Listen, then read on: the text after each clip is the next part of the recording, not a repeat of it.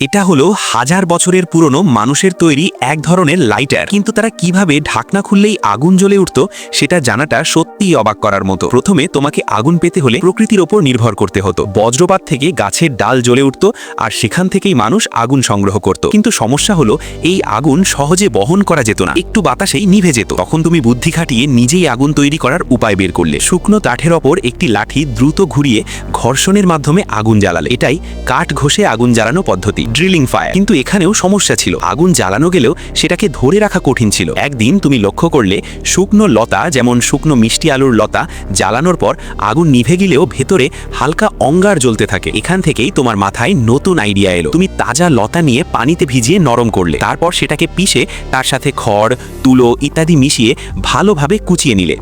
এরপর রোদে শুকিয়ে সেটাকে নরম তুলোর মতো বানালে। এরপর তুমি এতে যোগ করলে কিছু জ্বালানি উপাদান, যেমন সল্ট পিটার বা নাইট্রেট, রজন, কর্পূর, যা সহজে আগুন ধরাতে সাহায্য করে। সব কিছু ভালোভাবে মিশিয়ে তুমি একটা নরম জ্বালানি পদার্থ তৈরি করলে। এই জ্বালানি পদার্থকে তুমি কাগজ দিয়ে শক্ত করে লম্বা নলের মতো পেঁচিয়ে নিলে। তারপর একটি বাঁশের টুকরো কেটে দুই ভাগ করলে এবং সেটাকে এমনভাবে তৈরি করলে যাতে ঢাকনা দিয়ে বন্ধ করা যায়। বাঁশের নলে একটি ছোট ছিদ্রও করলে যাতে ভেতরে বাতাস চলাচল করতে পারে। এরপর সেই জ্বালানি সলতে বা ফিউজ ভেতরে রেখে দিলে। এভাবেই তৈরি হলো ফায়ার স্ট্রাইকার বা ফায়ার ফোল্ডার, যাকে চীনে বলে হুয়াজাজ। যখন এটি ব্যবহার করা হয় না তখন ঢাকনা বন্ধ থাকায় ভেতরের সলতে আধা নিভে আধা জ্বলা অবস্থায় থাকে, আর যখন দরকার হয় শুধু ঢাকনা খুলে হালকা ফুঁ দিলেই আবার আগুন জ্বলে ওঠে। এটা ছিল প্রাচীন মানুষের এক অসাধারণ আবিষ্কার, এক ধরনের পোর্টেবল লাইটার যা হাজার বছর আগেই তৈরি হয়েছিল।